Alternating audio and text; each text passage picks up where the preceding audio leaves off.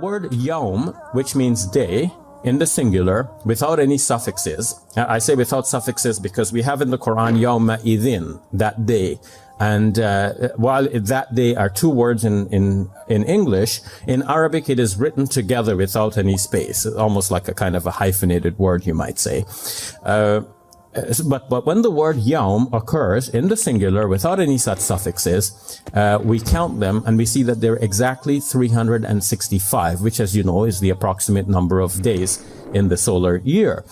Sometimes people ask me, well, why is it not 354? Because that's a lunar year and Muslims follow the lunar calendar.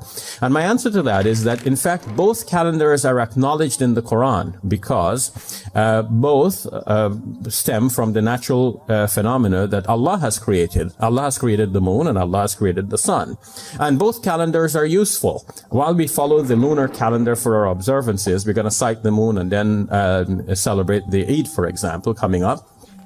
That's our religious observances. But if Muslims would farm, then Muslims have to know the seasons in the year, right? And the seasons in the year are regulated according to the solar calendar.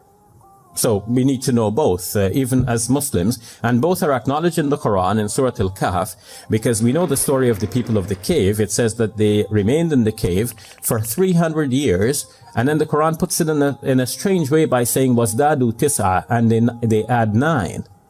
And that amounts to 309. But why did the Quran put it in such a strange way by saying 300 and add 9 instead of just simply saying 309?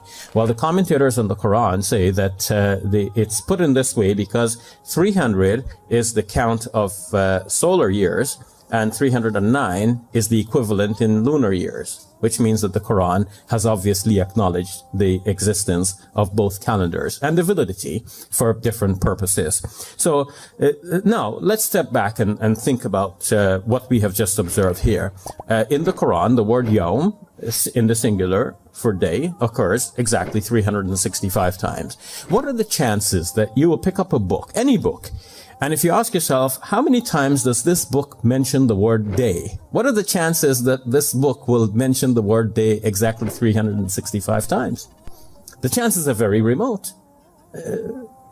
And the fact that this is found in the Quran, again, shows that there is a divine hand behind the Quran. This is not a human work. It is the work of God. It is the word of God.